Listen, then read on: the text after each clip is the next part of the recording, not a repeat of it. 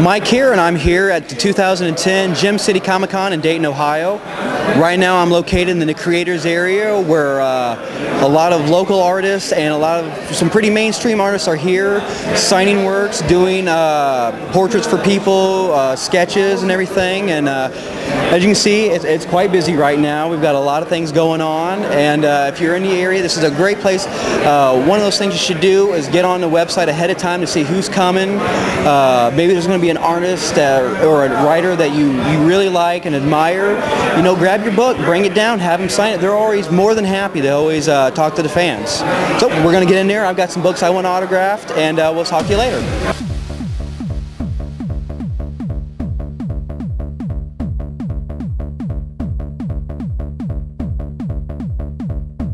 Alright, I'm here with Molly Durst, independent media goddess, in front of the show. It's great to see you again. It's nice to see you. Yeah, I really enjoyed meeting you last year. What have you been up to since we saw you last? Well, I've been working on a lot of panel books. I have a couple new stories out that are not, these are non-panel books. These are just independent short stories. This is Killer Robot Battle, which, as it says, is a ridiculous comic by Molly Durst. And it tells you on the back to visit my website at symphonyoftheuniverse.com. I also have a completely kid-friendly, I'll get to that one, thanks Linda, completely kid-friendly Monster Racers, which I made for Halloween and I gave out with the Snickers bar share. Nice. Little kids, they loved it. And for Pack Rat Comics, for their Halloween show, I had a bunch of these. This is the latest panel project. Each panel project they try and do a theme. The theme for this one was movies, that's why it's in a DVD case. Very neat. So there are 17 total contributions to this, making quite an impressive mini comic. Well, I remember you saying something about the new service, HP's print on demand. Mm-hmm. MagCloud. MagCloud. What that is HP, Hewlett Packard, the same people who make most home computers. I mean, there's Hewlett Packard and there's Epson. They also make high-end printers for commercial businesses, and they've got into the print-on-demand market, which is very attractive to independent publishers. Oh, yeah. And they are offering full color, full bleed at 20 cents a page. So I find that irresistible. So I can go from doing my little black and white, Xerox kind of stuff, to all of a sudden having a full color, full bleed comic that I'll be able to, it'll look the same as some of the competitive comics, which if I tried to print it independently, the cost would skyrocket. Oh, it would be expensive. Right. And it's a lot easier than doing that than sitting at home with your Hewlett Packard printer and then you're trimming it yourself, and you're folding and you're stapling all That's of that got to be a world of help for you. It is. That's got to be amazing. Well, let me ask you something, because I read your work. How does, your personal life tie in and really, influence the work that you do? I would say that it really, a lot of comics are somewhat autobiographical. If you really know the creator, you can see that. A lot of my comics are somehow dedicated to the people that I know. So I'll either draw somebody who looks like them, or some crazy idea that they came up with at some point and they told me about.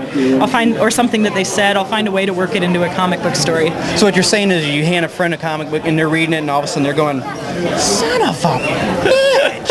I haven't had that Woody Allen moment yet where they actually wanted to kill me. I'd say that my representations are very positive of the people that I'm trying to parody, I guess, rather than something that would offend them. So at least I hope. So far, So far, I haven't had that moment. They're all secretly getting together. We can't tick Molly off. We'll end up in the comic. Well, yeah, I think that would be awesome. But actually, most people are rather flattered. They're like, "Yay, I'm in a comic book! This is awesome!" Well, thanks for your time, and we'll always look forward to your work. You're welcome. All right, see you again.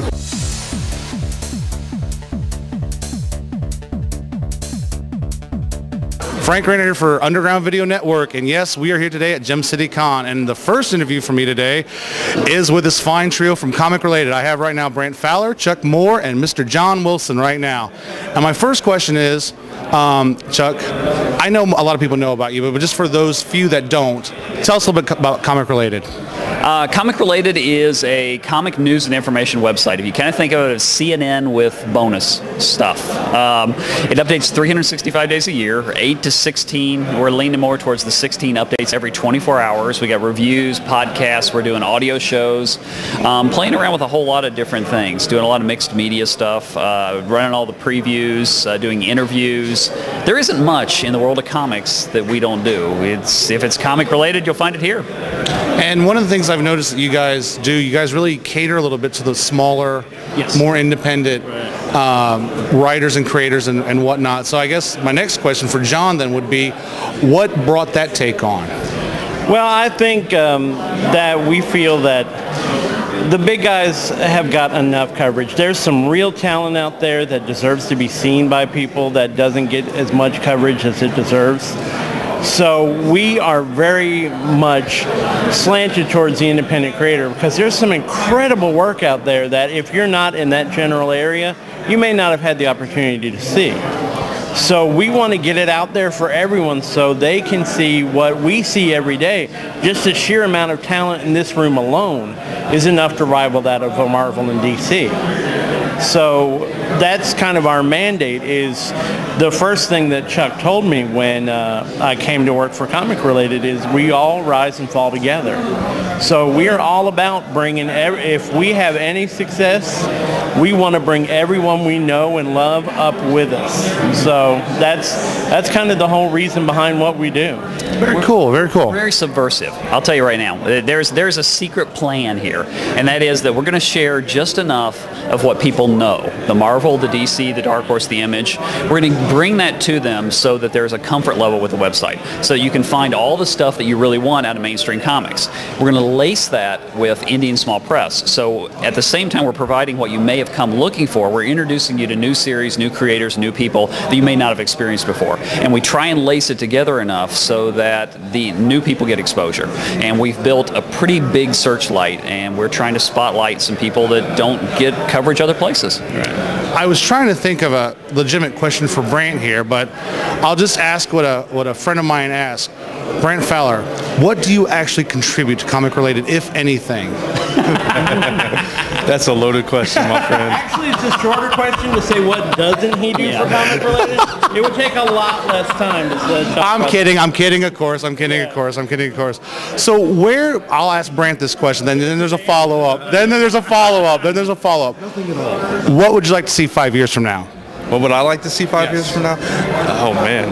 I'd like to see us just grow phenomenally, even more than we have. Doing even more coverage, expanding into different kind of media, experimenting more with video and other aspects of the site. God, I don't know. Doing this for a living, where we're all able to do this and just this, and it's something that we love, and we do it as a labor of love, and we're passionate about it, and we, just more the same. One thing I'll point out for myself that I really liked what you said in a previous time that we talked was that you did this because you started a community. Yes. And I really think, like, after the last day or so hanging out, I see that, and I really, really enjoyed that comment. Yeah, they have. I've had a lot of people ask me over the last 24 hours, do you think it's successful? Do you think you've done what you wanted? And yes, I mean, of course, we'd love to do this professionally. We'd love to do this full time. But I met my first goal when I met these guys and all the wonderful people I met in the world of comics. It is community. That is what I wanted out of this. I wanted a place. The original idea was to create a place on the internet where you can come hang out like your local comic book store, to try and recreate a little bit of that vibe. And I think we've done that through to the community and through a lot of regional creators. We're really strong in the regional market. You know, we're working our way out through the country, but we certainly know this area of the country very well and all the creators that are here. Well, I, for one, I enjoy the site and I enjoy you guys. So It's a blast. I guess that'll be all for now. Make sure you check out Comic Related, comicrelated.com. Am I saying that right? And for Brant, Chuck, John, and myself, thank you very much. And what, What? thank you to the Underground Video Network for providing the same thing we're doing with Comic Related, only they're doing it with video. They've been doing it for years. They get out, they talk to these small press creators. They got the same type of highlight, the same mentality, and I love that we've been able to associate with them. You're going to tear him up. You don't really see him get all mushy. Thanks, guys. Geek Street rules. Thanks, guys. I appreciate that so much, man. So much.